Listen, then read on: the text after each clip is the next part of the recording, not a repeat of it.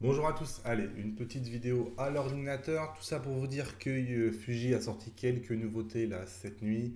Donc vous avez la mise à jour du X100F et ensuite des mises à jour pour le XT1 et le XT20. Alors pour le X100F, c'était la mise à jour qui était prévue pour le mois de décembre.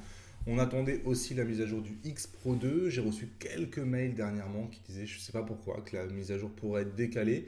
Moi, personnellement, je n'ai rien vu de tel nulle part. Mais bon, le fait est que la mise à jour du X Pro 2, en tout cas, elle n'est pas dans ce lot de mise à jour. Est-ce qu'elle va sortir dans la semaine qui arrive pendant les vacances ou est-ce qu'elle est repoussée? Franchement, moi, j'ai aucune information. J'ai reçu quelques mails, effectivement, qui disaient ça, mais je ne sais pas d'où l'information pouvait sortir. Alors, en tout cas, si on se concentre sur ce qui est sorti, mise à jour du X100F, donc qui passe en 2.0. Donc on a les fonctions qu'on avait eu le mois dernier pour le XT2. Donc on a la compatibilité avec Fujifilm X Acquire.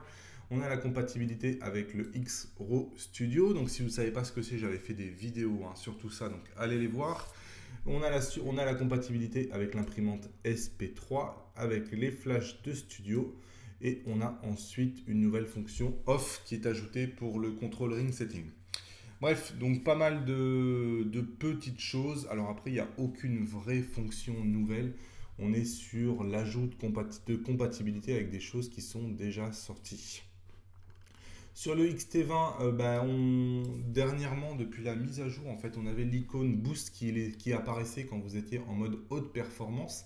Et cette icône, en fait, visiblement, c'était un bug. Et donc, cette mise à jour vient supprimer cette icône qui n'était pas censée apparaître. Effectivement, c'était un peu bizarre d'avoir une icône qui s'appelait Boost, alors que sur le XT20, ça s'appelle Haute Performance et pas Boost. Mais bon. Et sur le XT1, on a la compatibilité avec la dernière imprimante SP3. Il était temps et c'est tout. Il n'y a rien d'autre pour le XT1. Alors, autre nouveauté dont pas grand monde ne parle, Fujifilm vient de sortir un comparatif en fait pour choisir votre focale. Donc, c'est un truc sans prétention, je trouve, qui arrive comme ça. Et hop, vous avez la possibilité ici de choisir le bon objectif. Vous lui dites, hop, par exemple, je veux faire du portrait. Hop, vous arrivez sur ici, voir nos objectifs recommandés. Et il vous pose des choix un peu bizarres. Puisque là, en l'occurrence, il va vous proposer le XF 16 mm 1.4 pour photographier les gens. Ce qui est un peu bizarre. Et en choix alternatif, on va trouver le XF 90. Donc gageons que pour l'instant, c'est pas au point. Mais en tout cas, sachez que ça a été fait et ça a été lancé. Donc pour l'instant, bon, voilà. Vous pouvez toujours aller faire un tour dessus pour regarder s'il y a quelque chose à y glaner. Mais ça me semble pas tout à fait au point. Mais c'est toujours intéressant de voir quels objectifs sortent en fonction des cas. Par exemple, si je prends animaux et sport, on se rend compte que il va beaucoup mettre en avant tous les doubleurs. Donc on en parlait sur le groupe Facebook encore cette semaine, les doubleurs, quand on les achète en kit, c'est quand même très intéressant. Et on voit ici que pour les animaux et compagnie, ils poussent le XF 1.4 et le XF 2.0 et ils mettent en avant le 55-200. Donc voilà, c'est toujours marrant de jouer avec ces simulateurs et de voir qu'est-ce qu'il en est.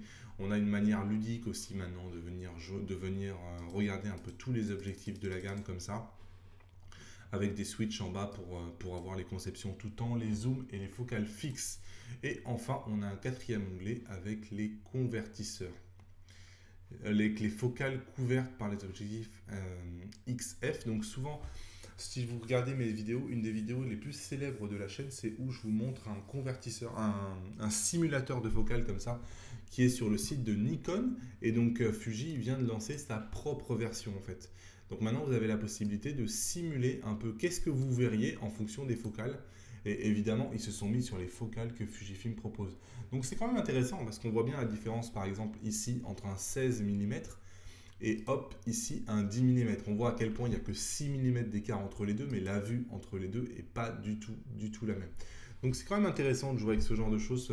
Si vous ne savez pas à quoi correspond tel ou tel type de focale, avec ce genre de choses-là, vous savez tout de suite d'un seul coup d'œil pouvoir le champ de vision que vous allez avoir. Allez voilà, j'en ai fini pour vous présenter les nouveautés. Comme d'hab, le pouce vers le haut, abonnez-vous à la chaîne en cliquant sur mon visage, laissez-moi un commentaire juste en bas de la vidéo et je vous retrouve bientôt sur la chaîne. Salut!